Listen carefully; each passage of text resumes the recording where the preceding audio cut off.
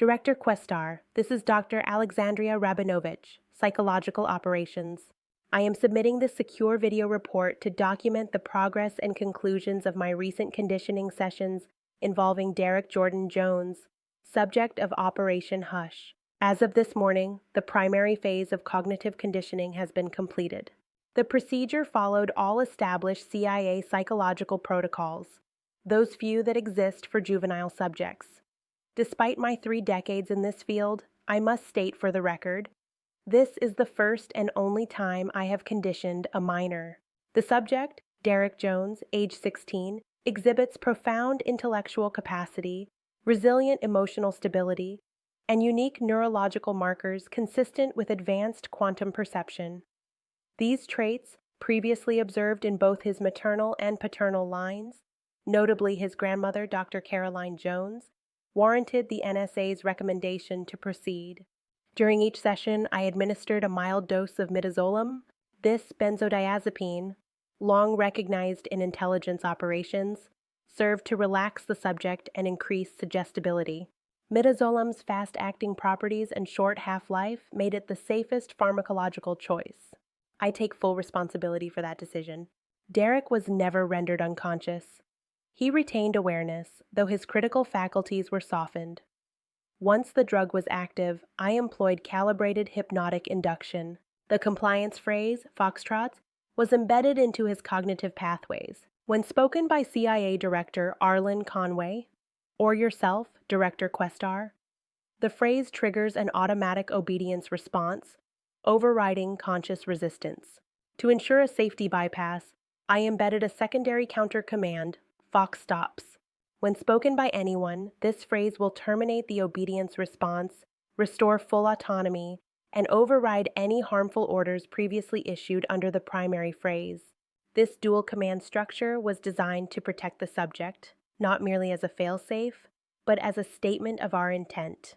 Derek Jones is not a tool, he is a person, a young man with immense potential, who, if he survives this mission, will someday ask difficult questions about what we did to him.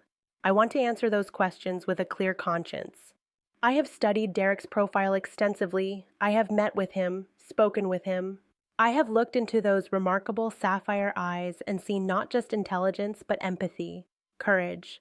I am convinced that if Derek understood the full scope of the danger facing Earth and the Galaxy Alliance, he would choose to help us, voluntarily. But we cannot give him that choice, not yet. The Vice President and CIA Director Conway would never allow it. If they even suspected the counter command exists, Derek's life would be forfeit. His family's lives would be forfeit. I agreed to this mission not because I serve Conway or Milan. I serve the truth. I serve the preservation of human sovereignty and the ethical principles the Galaxy Alliance claims to uphold. More importantly, I serve Derek Jones. This deception weighs heavily on me, but it is not betrayal. It is the only way to protect him, and to turn the conspirators' own weapon against them. Operational security has been maintained. CIA Director Conway has no knowledge of the counter command.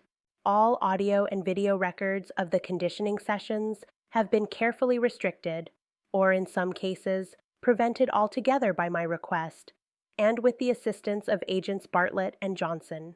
This lack of redundant recording, while contrary to typical protocol, was essential to prevent Conway's control faction from accessing sensitive data.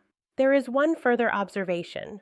During the final induction session, when the subject entered deep hypnosis, an anomalous physiological response occurred. Derek's irises exhibited a faint phosphorescent pulsation. His eye movement patterns during REM state recall were atypical, rapid, multi-directional tracking, suggestive of simultaneous multi-threaded memory processing. I cannot fully explain this phenomenon, but it may indicate that Derek's latent quantum perception abilities, what some within the Alliance call singular cognition, are becoming active. I am submitting a separate classified report on this event. Director Questar, I have done what was necessary, not what was easy. I accept full accountability for the psychological conditioning of Derek Jordan Jones. I believe he will rise beyond what we have asked of him. And when history judges us, I hope it will recognize not only the burden we placed upon him, but the hope he represents. Alexandria Rabinovich out.